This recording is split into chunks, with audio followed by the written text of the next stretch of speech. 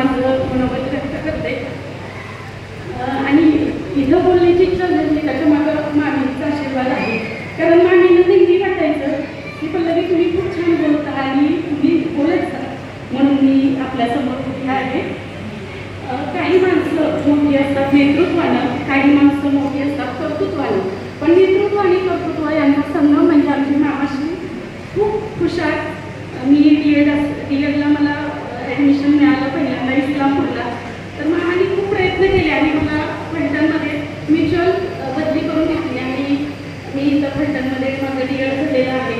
अनेक प्रसंग या शहरानं माझ्या हृदयावर कोरलेले आहेत। म्हणजे फलटणचा प्रवास सुरू झाला की नकळत डोळ्यांच्या कडा ओल्या होतात, अनेक प्रसंग हृदयावर कालच फिरल्यासारखे वाटतात आणि या शहराचं या कुटुंबांचं खूप योगदान आहे। तर आमचे मामा मी त्यांना फार जवळून पाहिलं, 1 वर्ष मी त्यांच्या सहवासात होते। अतिशय धाडसी, बुद्धितुल्य, व्यवहार चातुर्य त्यांच्याकडे खूप आहे आणि त्यातले बरेचसे गुण मी माझ्याकडे कसे येतील यासाठी सातत्यानं प्रयत्न करते।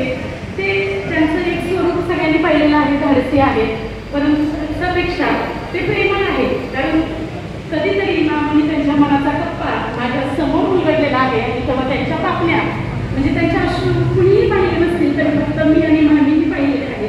आम्ही दोघी त्याच्या साक्षीदार आहोत। मामांनी कित्येक वेळा त्यांचं मन माझ्याजवळ मोकळं केलेलं आहे। मामांना शेतीची फार आवड आहे। समाजकारण, राजकारण, शेती, शिक्षण अशा अनेक पैलूंना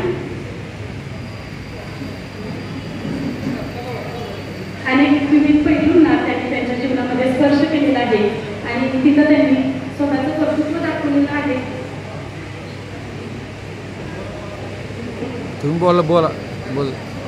सेवानिवृत्ती किंवा सेवागौरव हा समारंभ आधीचा संपन्न होत आहे। यानंतरचा वेळ पुष्कळ असा वेळ मामांना मिळणार आहे, तर त्यांनी त्यांच्या हातून उत्कृष्ट असं समाजकार्य करावं। आपल्या घराण्याचा वारसा, घराण्याचं नाव मोठं होण्यासाठी त्यांनी सदैव प्रयत्नशील राहावं, त्यांना उत्तम आरोग्य मिळावं, त्यांना शेतीची आवड आहे। एक ब्रीदवाक्य त्यांनी त्यांच्या हृदयावर करून ठेवावं की आपली माणसं, त्याचबरोबर आपली माती जितकी महत्त्वाची आहे तितकीच आपली माणसं महत्त्वाची आहे। त्यांनी भाषांच्याकडे यावं, त्यांना सेवानिवृत्तीनंतर भरपूर वेळ आहे। त्यांनी फक्त मामांचं कार्य लग्नामध्ये मुलीच्या मागं लिहून उभं राहणं इतकं संपत नाही, तर त्यांनी आयुष्यभर आम्हाला मार्गदर्शन करावं, आमची विचारपूस करावी, आम्हाला एक प्रेमळ आधार द्यावा हीच अपेक्षा आहे। मी शेवटी एवढंच म्हणेन, नको वेळेची घाई आणि कामाचा ताण, नको वेळेची घाई आणि कामाचा ताण, सेवानिवृत्तीनंतरचं आयुष्य जगा एकदम छान, एकदम छान। तुम्हाला पुढील आयुष्यासाठी, उत्तम आरोग्यासाठी खूप खूप शुभेच्छा। धन्यवाद। कृतज्ञता सौभाग्यवती पल्लवी बाबर भोसले, स्वागत करूया प्रेमाने।